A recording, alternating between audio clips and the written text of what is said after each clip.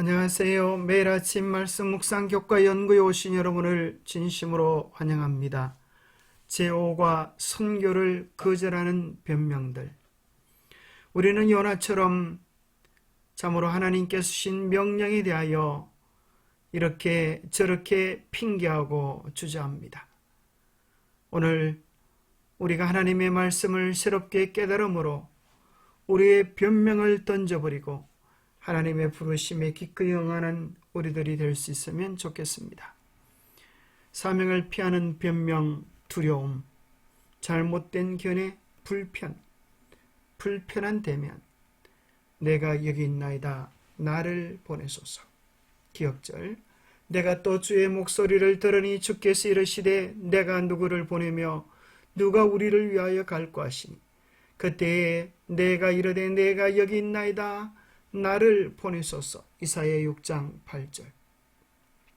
더해야 할 질문. 요나는 왜 하나님의 부르심 사명을 피하였는가? 우리가 사명을 회피하는 이유들은 무엇인가? 오늘 우리는 이사야처럼 어떻게 응답하는 삶을 살 수 있는가? 이럴 소지 사명을 피하는 변명, 두려움. 나홈수에 보면 아시리아의 수도 니느웨에 대하여 참으로 무섭고 잔혹한 도시임을 소개하는 내용들이 많이 있습니다. 피의 성, 거짓이 가득하고 포악이 가득하고 탈취가 떠나지 아니하는 곳, 휙휙하는 채찍소리, 윙윙하는 병거 바퀴 소리, 뛰는 말, 달리는 병거, 충돌하는 기병, 번쩍이는 칼, 번개 같은 장, 죽임 당한 자의 때 죽음과 죽음의 큰 무더기, 무수한 시체요. 참으로 이렇게 끔찍한 도성에 복음을 전하는 일은 요나에게 쉽지 않은 부르심이었을 것입니다.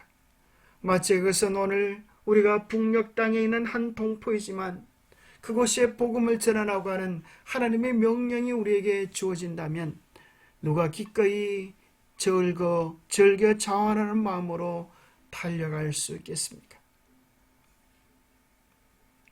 요나는 오늘날 우리에게 부조를 통하여 전해지는 무시무시한 아수르의 모습을 그는 직면했을 것입니다. 아수르는 무자비했습니다. 산을 입은 바벨론 정복에 대한 기록에서 남녀노소 주민의 시체로 그리를 가득 채웠다고 자랑했습니다. 발굴 과정에서 발견된 부조 조각에는 병사들이 희생자를 찔러 죽이는 장면들이 묘사되었습니다. 눈을 찌르는 것들, 심지어 산채로 가죽을 벗겨 죽이는 잔혹한 장면들, 높이 매달린 목들, 참으로 잔혹하기 그지없는 장면들을 부조로 조각했습니다. 요나는 이렇게 끔찍한 니느웨의 수많은 사람들 사이를 끌어야 한다는 생각만으로도 두려움에 사로잡혔을 것입니다. 우리는 어떻게 이러한 두려움을 극복할 수 있을까요? 오직 유일한 한 가지, 하나님이 우리와 함께 하신다고 하는 확신입니다. 그리고 하나님은 결코 우리에게 유익되지 않은 방향으로 상황들이 이끌지 않으신다고 하는 사실입니다. 두려워 말라, 내가 너와 함께함이라. 놀라지 말라, 나는 내 하나님이 됨이라. 내가 너를 굳세게 하리라. 참으로 너를 도와주리라. 참으로 나의 의로운 오른손으로 너를 붙들리라. 세상 끝날까지 당신의 사명을 행하는 자들과 항상 함께 하실 것을 약속해 주셨습니다. 월요일 소지 사명을 피하는 변명, 잘못된 견해들. 요나는 배를 타고 멀리 떠나면 이제 하나님의 부르심을 피하여 도망할 줄로 생각했습니다. 요나는 하나님에 대한 잘못된 견해를 가지고 있었습니다. 요나는 하나님을 이스라엘 땅의 하나님만으로, 이스라엘만을 사랑하는 하나님으로 편협된 이해를 가지고 있었습니다. 요나는 여호와를 섬기는 이스라엘을 벗어나 이방 문화권 지배를 이행하고 있었지만 거기서도 여전히 하나님께서 주권자이심을 매우 고통스러운 과정을 통하여 배웠습니다. 땅과 거기에 충만한 것과 세계와 그 가운데에 사는 자들은 다 여호와의 것이로다. 요나는 거룩함에 대한 편견을 가지고 있었습니다.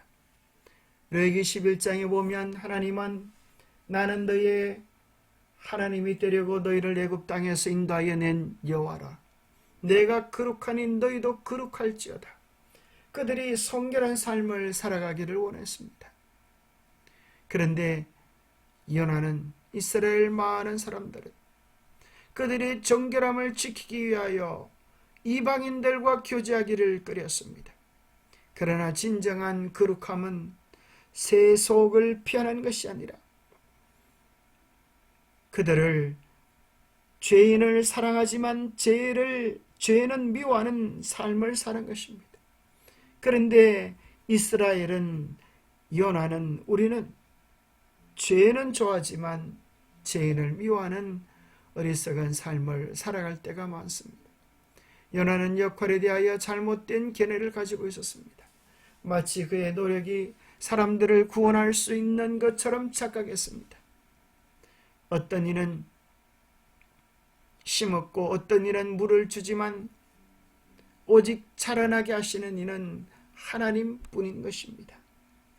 선교에 대한 하나님의 부르심을 받아들이지 못하게 하는 오해는 성공이 우리 자신에게 달려있다는 것처럼 느끼는 것입니다. 자칫하면 우리는 선교를 하면서 자신이 구원해 주는 것처럼 착각할 수 있습니다. 요나의 경우에서 볼 수 있듯 영혼을 구원하는 것은 사람의 능력이 아닙니다.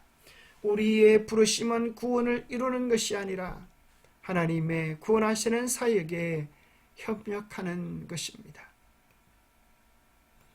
요나는 세 가지 오해를 했습니다. 하나님에 대한 잘못된 견해, 거룩함에 대한 잘못된 견해, 선교 역할에 대한 잘못된 견해들을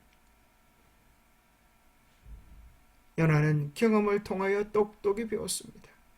알고 보니 요나가 당했던 경험은 이방인들을 위한 경험이 아니라 제한된 잘못된 견해를 가진 이스라엘의 좁은 생각들을 깨트리려는 세계 복음화에 대한 하나님의 큰 비전을 알려주신 사건이었습니다. 어혈소지 사명을 피하는 변명 불편입니다. 우리는 영혼을 구원하는 그 중요한 사명을 잃어버리고 우리의 육신적 편리를 도모할 때가 많습니다. 한 영혼의 생명이 달렸는데 우리는 내가 편한가 불편한가 그것을 중요시 여길 때가 많습니다. 요나가 그러했습니다. 또 우리도 그러하기 쉽습니다.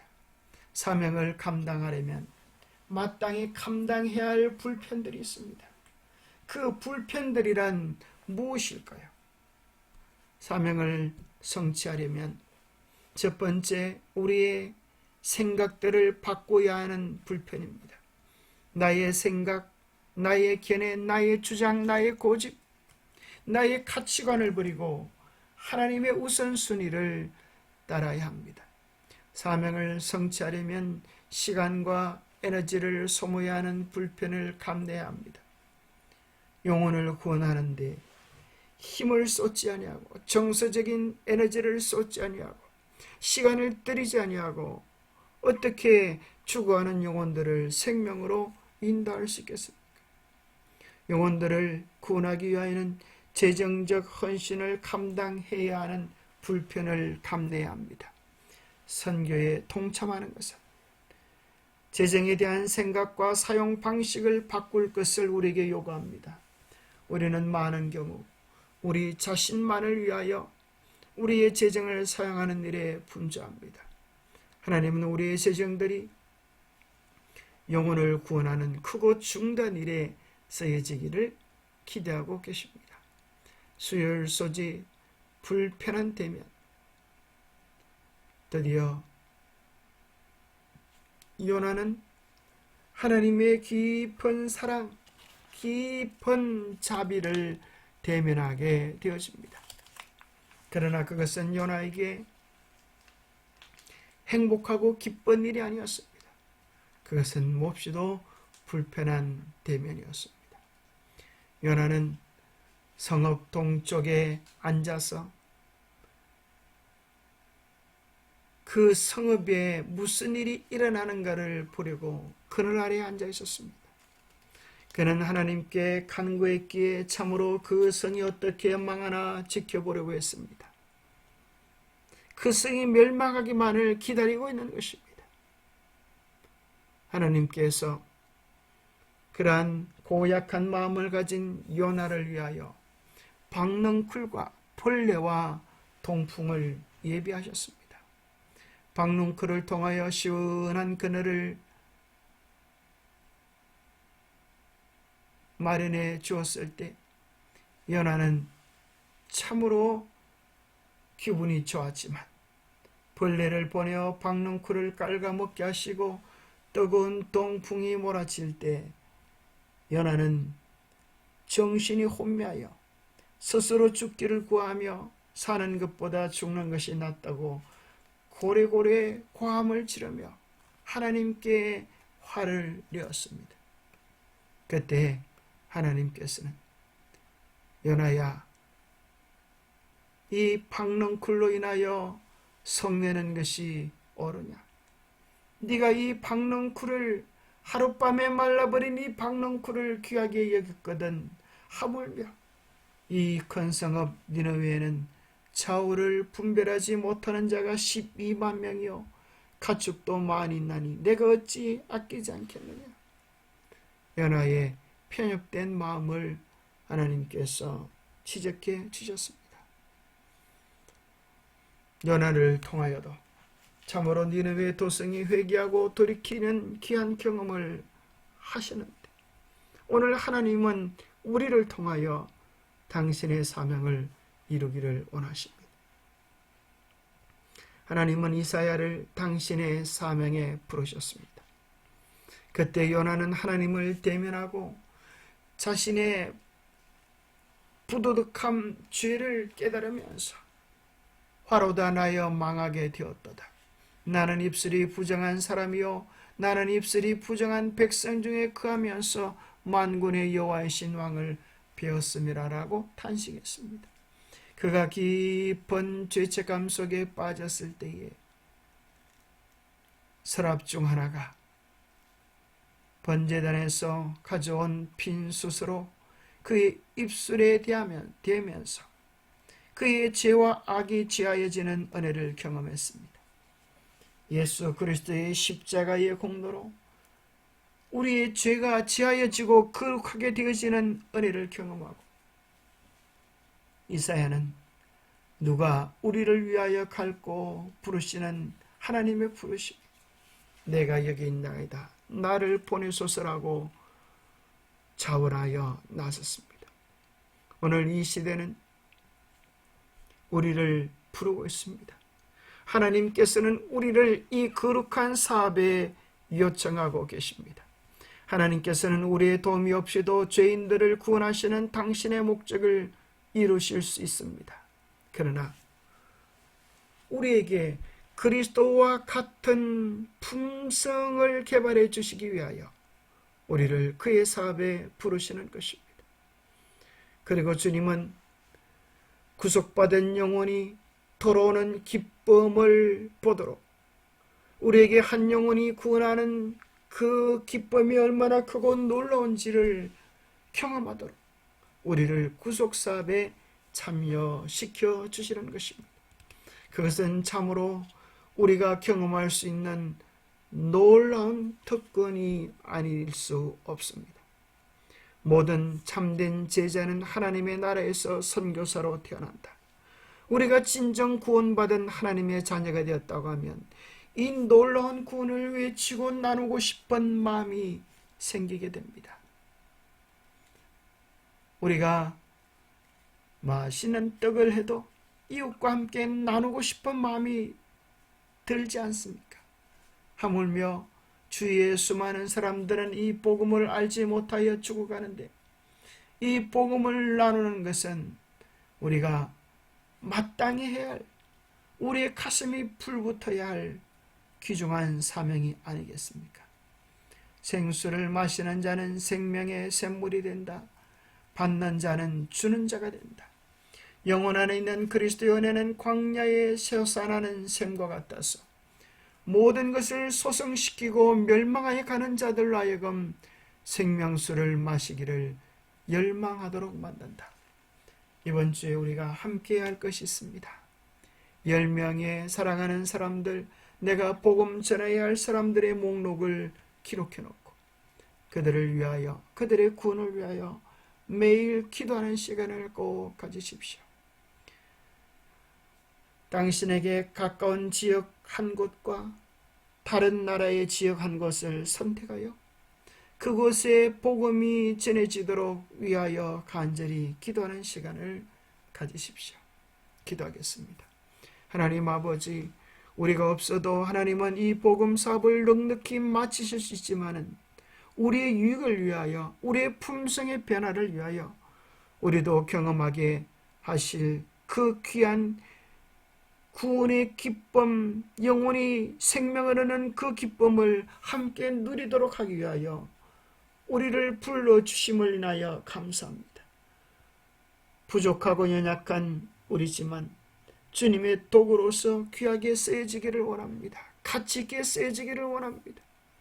죽어가는 세상을 살리고 영혼을 주님께로 인도하는 일에 우리도 헌신하게 도와주시옵소서. 우리도 주님처럼 우리의 핑계를 다 내려놓고 사명에 충실한 삶을 살아가게 도와주시옵소서.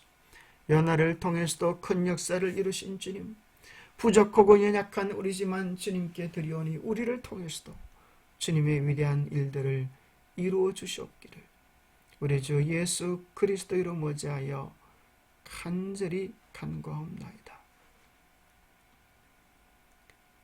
영혼을 구원하는 사업에 우리를 하나님께서 불러주셨습니다. 이것은 우리가 경험해야 할 수 있는 가장 큰 특권 중에 한 가지입니다. 하나님께서 부르셨고 하나님께서 책임지시고 하나님께서 이끌어 주실 것입니다. 오늘 우리는 하나님이 주시는 작은 명령들에 순종하는 우리의 몫을 최선을 다하여 감당할 수 있는 충실한 청지기들이 되기를 축복합니다. 오늘도 주님의 사랑 안에서 강건하시기를 빕니다. 감사합니다.